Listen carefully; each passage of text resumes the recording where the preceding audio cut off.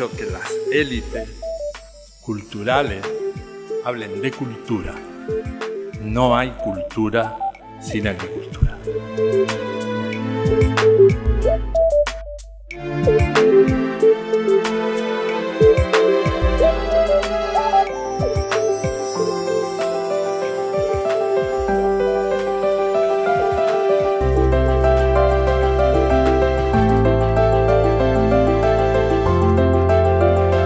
Se trata de integrar las tres dimensiones del desarrollo, la económica, la social y la medioambiental, no con tres agendas agregadas, sino con tres agendas integradas. Es fundamental que con nuestra forma de consumir productos o de contratar servicios contribuyamos a una mejora sustancial de la economía y también de las empresas que ofertan sus productos y servicios.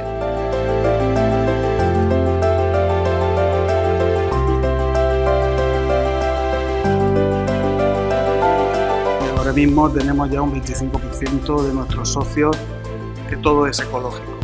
El año que viene posiblemente estemos entre el 35 y el 40%.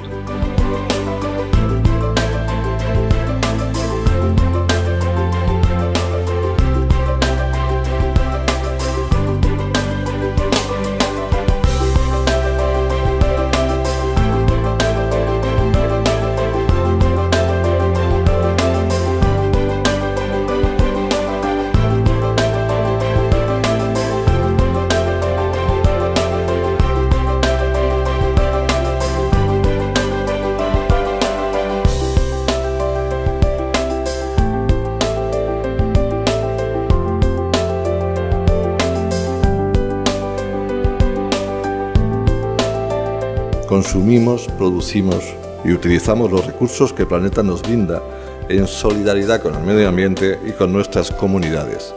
Es por eso que somos un actor clave para cumplir los objetivos de desarrollo sostenible.